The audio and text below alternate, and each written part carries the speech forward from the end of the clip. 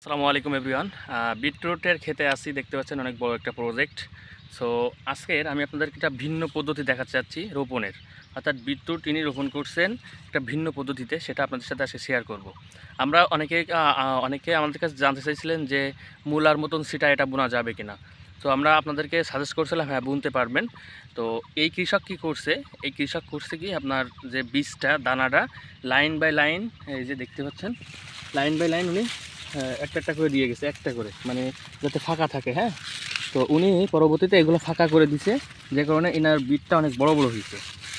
তো উনি অলরেডি এখান থেকে আমাকে কিছুদিন আগেও প্রায় 8-10 মণ মতো কপি দিয়েছে, আজকেও দিচ্ছে। দেখতে পাচ্ছেন ওই যে ওই কর্নারে ওনারা উঠাচ্ছে।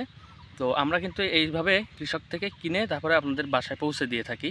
সো অনেকেই চান যে বিট্রুটটাকে সেল করতে, কিন্তু যেহেতু এখানে দামটা একটু কম, অর্থাৎ বাজারে চাহিদা কম, দামটাও কম, এই কারণে আর কি। হ্যাঁ, তো যারা বিটরুট চাষ সেল করতে চাচ্ছেন, আমরা তাদেরকে সাজেস্ট করছিলাম যে আপনারা অনলাইনে পোস্ট করুন, অথবা আপনাদের যে ক্ষেতগুলো আছে এগুলোটা দেখান, মানুষকে প্রচার করেন, অথবা আপনারা বিভিন্ন আড়তে এগুলো সেল করতে পারেন।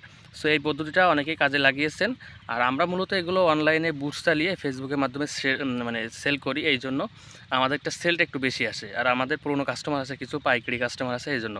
সো যারা এইগুলো করতে পারতেছে না, অনেকে বিক্রি নিয়ে ঝামেলায় আছেন, তাদেরকে বলবো আপনারা আড়ত না, ওইটাকে বলা হয় কোল্ড স্টোর। কোল্ড স্টোরে রাখবেন। কোল্ড স্টোরে রাখলে এটা দীর্ঘদিন রাখতে পারবেন।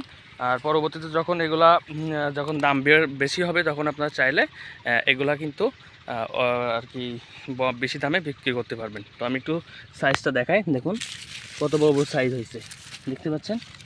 তো এখানে ফেটে যাওয়ার কিছু কারণ আছে, লক্ষণ আছে, কিন্তু গরমের আবহাওয়া চলে আসছে, এই কারণে অনেক কপি ফেটে যাচ্ছে। তো দেখতেছি অনেক বড় বড় সাইজ হয়েছে। তো বিটরুট ফাঁকা করে দিবেন এবং নিয়মিত সার পানি দিলে কিন্তু এরা বড় বড় পাওয়া যায়, এবং এখানে অনেক লাভের সম্ভাবনা বেশি। তো সকলে ভালো থাকুন, সুস্থ থাকুন, আল্লাহ হাফেজ।